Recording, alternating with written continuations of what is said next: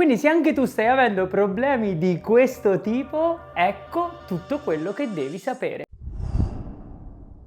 Il video di oggi è interamente dedicato alla dose del filtro singolo e di quello doppio. Vedremo le differenze, i pro e i contro. Inoltre il nostro amico detective ci dirà qualche bella curiosità che dobbiamo assolutissimamente conoscere su questi due filtri. Tutto questo in questo video e adesso iniziamo! Via! Come sempre partiamo con ordine. Questo video è stato ideato e pensato per tutti quelli che sia in privato che nella nostra chat Telegram ci hanno sempre fatto domande legate al filtro singolo. Perché non lo usi mai? Perché non si vede mai utilizzare il filtro singolo? Bene, oggi faremo un po' di luce su questo argomento e spero vivamente di non offendere nessuno, soprattutto i baristi old school. Ma prima di affrontare questo argomento dobbiamo un attimo fare chiarezza sul concetto di dose e soprattutto sulla parola estrazione. Quando noi ci facciamo un espresso, fondamentalmente in parole molto povere, quello che succede è che l'acqua, passando attraverso le particelle di caffè, grazie ai minerali presenti, si lega alle proprietà del caffè e porta via con sé appunto del materiale dalla nostra dose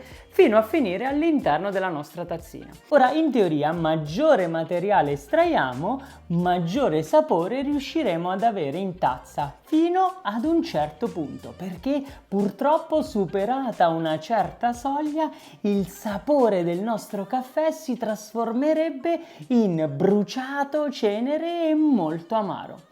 Ora, purtroppo, quando si parla di estrazione, i numeri sono un pochettino più complessi e si parla sempre in percentuale. Quello che dobbiamo tirar fuori e capire però in maniera molto più semplice è che quando noi ad esempio mettiamo una dose di caffè, faccio un esempio 10 grammi, premiamo il nostro tasto e facciamo scorrere l'acqua attraverso questa dose. Togliamo la tazzina che ne è uscita fuori, riprendiamo la dose di caffè all'interno del nostro portafiltro, che a quel punto sarà ancora un po' bagnata, la facciamo asciugare e la peseremo di nuovo.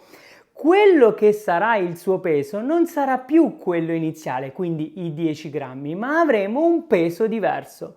La parte che mancherà sarà quella che è andata a finire all'interno della nostra tazza. Ora, ad oggi non c'è bisogno più di aspettare che questa dose si vada ad asciugare per capire la percentuale di estrazione. Esistono degli strumenti che in maniera molto più veloce riescono a darci subito questo dato. E se siete interessati a questo argomento, mi raccomando, commentate il video anche con una sola tazzina di caffè e vedrò di preparare un video dedicato a questo strumento.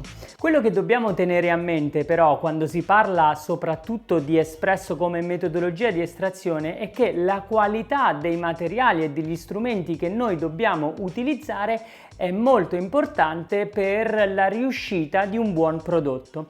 E quindi macchina, macinino e i filtri che si utilizzano sono tutti e tre strumenti importantissimi. Ad esempio, un macinino di buona qualità ci permette di avere una macinatura e quindi un particolato molto più uniforme, in modo tale che l'acqua al passaggio del caffè riuscirebbe dalle stesse particelle estrarre le stesse cose.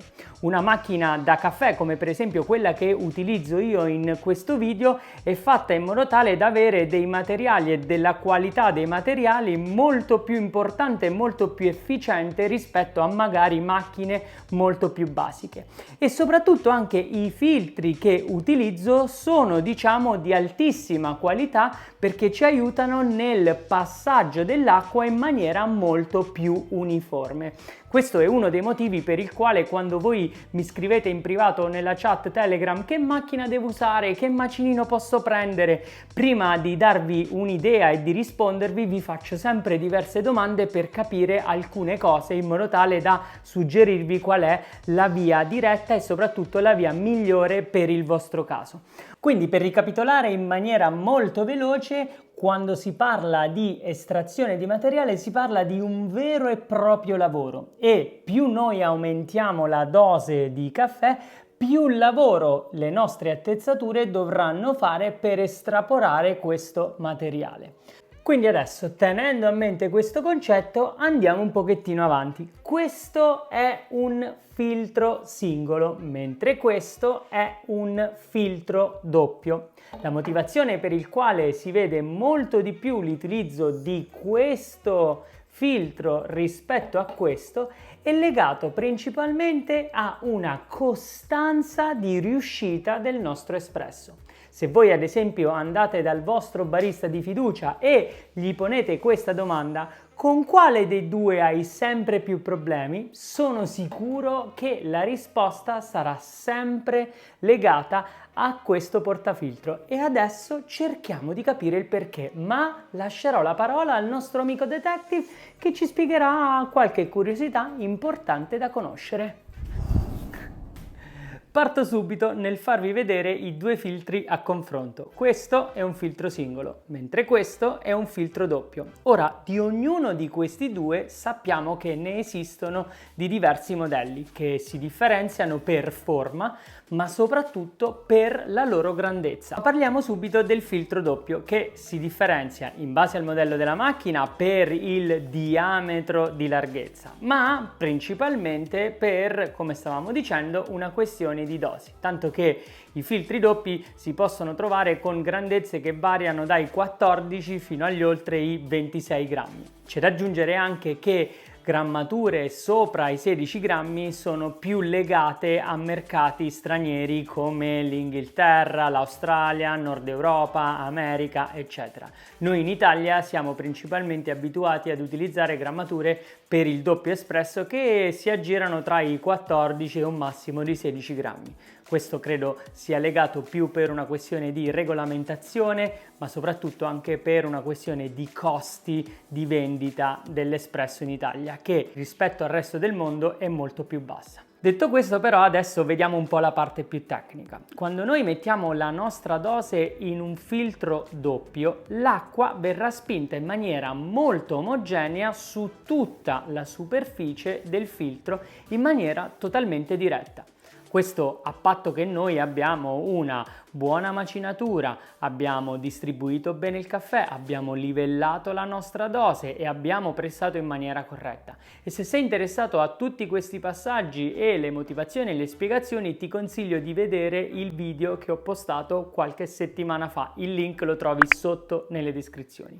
Quindi nel filtro doppio abbiamo un'estrazione molto più omogenea. La pressione dell'acqua viene spinta dall'alto verso il basso in maniera diretta su tutta la superficie. Il filtro singolo invece, che nasce principalmente per un specifico motivo, e cioè quello di mantenere lo stesso grado di macinatura, ma cambiando il filtro e dimezzando la dose, avere la stessa qualità di estrazione. Ma la realtà però ci dice che non è sempre così e adesso capiamo il perché. Prima però volevo aggiungere anche il fatto che il filtro singolo nella maggior parte dei casi viene utilizzato principalmente in un mercato italiano. All'estero è veramente difficile vedere aziende, caffetterie e bar che utilizzano questo tipo di filtro, soprattutto quando si parla di caffetterie di ultima generazione. Lì spesso vengono usati queste tipologie di filtro che si chiamano naked, ma hanno una funzione un pochettino diversa. Ora, detto questo, vediamo esattamente la parte tecnica, ma prima ragazzi vi volevo ricordare che noi abbiamo una chat Telegram dove condividiamo un po' i retroscena e gli approfondimenti di ogni singolo video. Se vi va il link lo trovate sotto nelle descrizioni. Inoltre, se state ancora vedendo il nostro video, mi raccomando non dimenticatevi di mettere un like, un commento e soprattutto di iscrivervi al nostro canale. Questi gesti per voi non costano nulla, ma a noi ci danno la forza e l'energia di continuare a comunicare nozioni sul caffè in maniera totalmente libera. Il filtro singolo, che ha una forma ben diversa da quello doppio, ha delle particolarità interessanti da conoscere. Innanzitutto, come state notando, ha una superficie aperta e un'altra superficie totalmente chiusa. Quello serve a mantenere la giusta pressione esercitata dall'acqua e a poter generare la crema anche con una dose molto inferiore. Detto questo, cosa ha di importante da capire? Che quando noi mettiamo la dose prevista per questo tipo di filtro, che si aggira intorno ai 7 grammi, come sicuramente avete notato, non riusciamo a coprire totalmente tutta la superficie.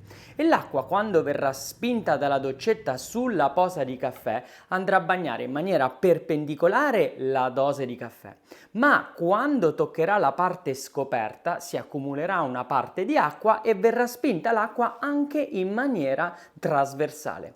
Queste due forze a volte possono rovinare un po' quella che è l'estrazione. Può capitare che la cialda di caffè in fase di estrazione si sollevi un pochettino e quindi lasci correre l'acqua in maniera un pochettino più veloce. C'è anche un'altra particolarità che sicuramente hai notato, che quando andiamo a pressare con il nostro pressino sul filtro singolo, a volte roviniamo la nostra posa di caffè proprio perché non riesce esattamente a pressare bene all'interno di questo filtro.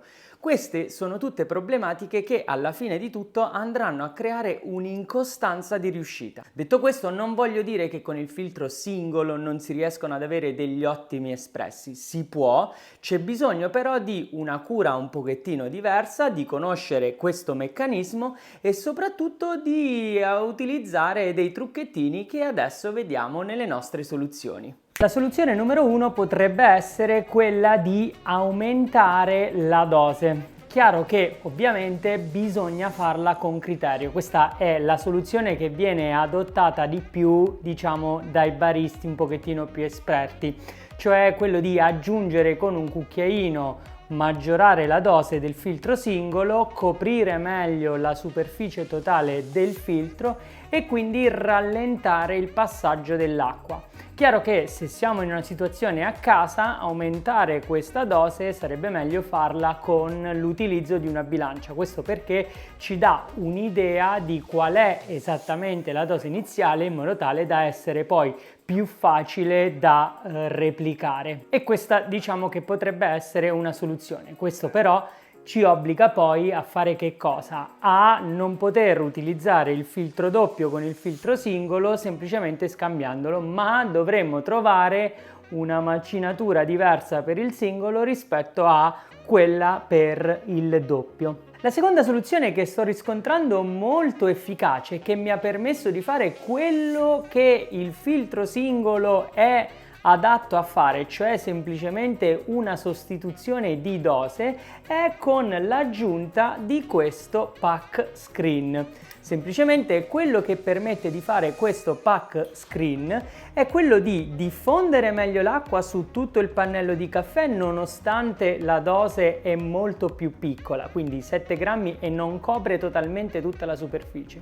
Ma inoltre questo pack screen mi ha permesso di, una volta che il caffè viene a contatto con l'acqua e si inizia a gonfiare, non permettergli di sollevarsi e quindi di non permettere all'acqua di passare maggiormente magari ai lati del pack di caffè e quindi di creare una sorta di sottoestrazione. Quindi con l'aggiunta di questo pack screen ho notato che posso utilizzare il filtro singolo come quello che è stato progettato, cioè semplicemente sostituendo singolo e doppio mantenendo la stessa macinatura.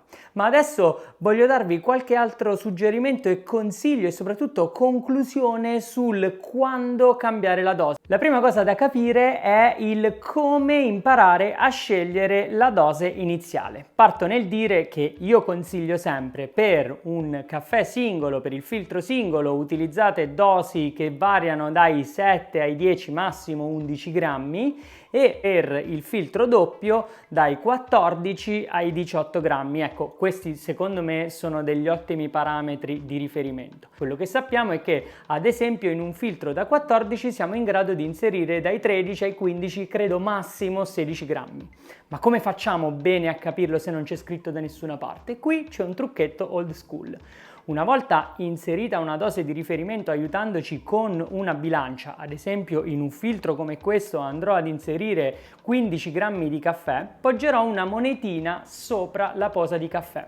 andrò a chiudere il portafiltro sulla macchina e la riapro. Se vedo che la monetina è entrata all'interno della dose di caffè, non estratta ovviamente, o ha creato delle crepe, vuol dire che quei 15 grammi in questo filtro sono troppi e scenderò di un altro grammo e rifarò la stessa prova. Questo è un trucchetto old school che ci aiuta a capire innanzitutto la dose di riferimento del filtro che voi avete a casa. Una volta capito questo concetto, quando è che vi consiglio di cambiare la dose invece che la macinatura? Innanzitutto sappiamo che i range di riferimento per, ad esempio, un espresso singolo potrebbero essere 7 grammi di dose iniziale con 25 ml di estrazione in tazza, con un tempo di contatto dai 22 ai 25 secondi. Ora, se siamo in questo range vuol dire che la macinatura è giusta. Se noi assaggiamo quell'espresso e lo troveremo con poco corpo, quindi un pelino sotto estratto nonostante i range sono giusti, il mio consiglio è quello di andare ad aumentare la dose di magari mezzo grammo. Quel mezzo grammo in più dovrebbe coprire quella parte di corpo, aumentare di poco il tempo di contatto, ma aumentare anche a livello sensoriale, quindi il corpo della nostra tazza. Al contrario invece, se siamo sempre nei range più o meno giusti, ma troviamo una tazza troppo corposa tendente anche all'amaro, allora scendere di mezzo grammo invece che cambiare la macinatura potrebbe essere un'ottima soluzione per aggiustare il nostro espresso. Perché vi dico di cambiare la dose di poco invece che cambiare la macinatura? Perché cambiare la macinatura è un'altra variabile che però implicherebbe altre tipologie di variabili e soprattutto quando abbiamo poco caffè potrebbe essere un rischio di non riuscire nemmeno a berci un caffè fatto bene. Quindi in questo caso l'aumentare o il diminuire di poco la dose potrebbe essere un'ottima opzione. Adesso credo di aver coperto tutto quello che c'è da sapere sul filtro singolo, sul filtro doppio e la dose. Se ho dimenticato qualcosa o avete altri dubbi, mi raccomando, non esitate a commentare il video con le vostre domande. Sono molto felice di riceverle e di poter rispondere a tutti. Detto questo, io mi fermo qui. Grazie mille per aver seguito questo video e ci vediamo nel prossimo. Ciao!